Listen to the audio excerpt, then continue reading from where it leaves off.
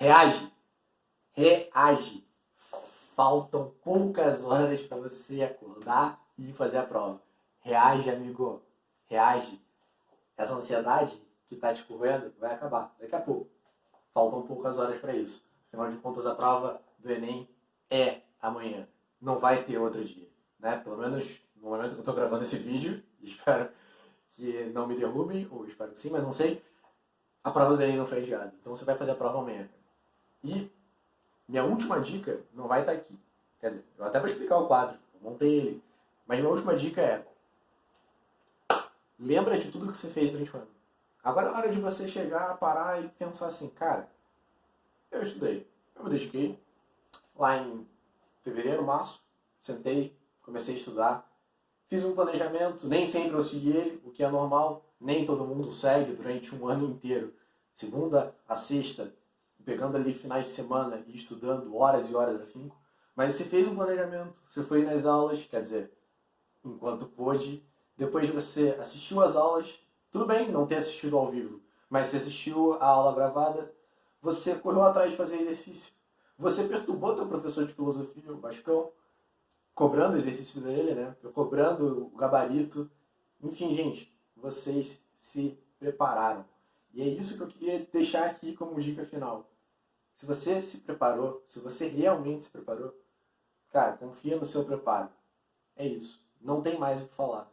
Não tem 10 dicas de Enem, não tem drops de filosofia, não tem drops, não tem nada que agora vai te acrescentar. Agora vai ser só tranquilizar, porque o que a gente está falando aqui, o que eu estou falando aqui, o que qualquer outro professor está fazendo hoje falando, você sabe, cara. Você já estudou durante o ano, não é nada novo. Beleza? Então, gente, pensa nisso, né? Faz essa retrospectiva mental, assim. Pô, lá no começo do ano eu não sabia nada de física, agora, pô, eu sei movimento, retiro, uniforme. Pô, no começo do ano eu não sabia o nome de nenhum filósofo. Pô, e agora eu consigo citar ali 3 do período antigo, 2 do período medieval, 4 do moderno, 1 contemporâneo.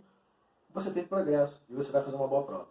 Tá bom, gente? Para fechar essas drops, né, esses faltam 10 dicas que eu criei aqui, que provavelmente não foi nada original, mas eu acho que foi super original. Vamos falar sobre filosofia medieval, que, cansado de falar, é um tema recorrente na prova. Não, minto. Na verdade, gente, filosofia medieval é um tema muito recente na prova do Enem. Inclusive, se eu não me engano, de 2016 para trás, nem tinha caído, nunca tinha caído. Aí começou a cair em 2018, 17, caiu algumas questões em 2017, caiu algumas questões no ano passado, então, não lembro agora se foi 17 ou 18, mas enfim, nos últimos 3 vestibulares, nos últimos 4 vestibulares, começou a aparecer filosofia medieval na prova. E isso tornou-se, então, essencial a gente saber um pouquinho de filosofia medieval. E aí eu não vou puxar muita coisa de filosofia medieval aqui, mas toda vez que eu falo sobre filosofia medieval, eu quero que isso fique claro na mente de todos os alunos, né? A primeira coisa que a gente tem que lembrar é, a gente está falando de um período em que tem filosofia, olha só, tá a palavra filosofia aqui. Então sabe aquela ideia de, período medieval, período das trevas, porque não teve conhecimento? Joga isso fora, tá? Ou melhor, guarda isso. Depois você pergunta pra Pascal, por que eu tenho que jogar aquilo fora? Eu te respondo. Mas olha só, falou em filosofia medieval, a gente está falando de produção de conhecimento. Então não dá para falar assim, nesse período medieval não teve conhecimento nenhum. Teve, cara, teve. E eu vou provar. Né? Só que, quando a gente fala da produção de conhecimento durante o período medieval, a gente está falando de um conhecimento que ele é completamente atrelado à ideia da igreja católica, cristã. Então, basicamente a gente tem meio que uma fórmula matemática aqui, que é a fé, ela vai ser muito maior do que a ideia ou do que o pensamento racional durante o período medieval. Daí um pouquinho você resgata aquela pergunta, pô, Vasco, por que jogar fora? Por que Idade das Trevas? Bom, porque dizem que não teve racionalidade nenhuma. Mentira! Teve. Só que essa racionalidade ela é completamente atribuída à fé. Então você tem ali o tempo todo o uso da racionalidade para justificar ideias religiosas, para justificar as ideias de que Deus existe, para justificar a ideia de que Deus é bondoso, para justificar a ideia da moralidade cristã, para justificar o poder político do cristianismo. Enfim, você tem a racionalidade sendo utilizada à torta e à direita durante boa parte desse período medieval para justificar as ideias de Deus. Gente, dentro desse período a gente tem duas grandes escolas. Eu não vou falar sobre as duas, mas eu vou falar sobre uma, a patrística. A outra seria a escolástica. Deixa essa de canto. Quando a gente fala sobre a patrística, a gente está falando do século III até o século VIII, mais ou menos. E quando a gente fala da patrística, tem um grande nome todo esse período, que se chama Santo Agostinho. Mas não só ele, como boa parte dos pensadores desse período, são completamente influenciados, se não pelo Platão diretamente, por outros filósofos helenistas que a gente vai chamar de neoplatônicos, ou seja, são filósofos que seguem, de alguma forma, a corrente platônica.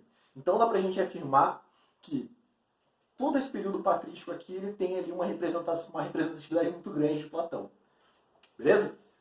Só que quando a gente fala de Santo Agostinho em específico, a gente fala aí de algumas características. E temos que falar dele em específico porque ele é o nome mais importante, aliás. Eu disse para vocês, se você no começo do ano não sabia o nome de nenhum filósofo medieval, e agora no final sabe Santo Agostinho e o outro, da escolástica lá, Tomás de Aquino, cara, tá sabendo muita coisa. Mas vamos lá. Quando a gente fala de Santo Agostinho, a gente fala de algumas teorias que ele vai lá e produz. Justamente produz, e justamente é o nome porque consegue resolver alguns problemas que a Igreja Católica, na sua época, sofria.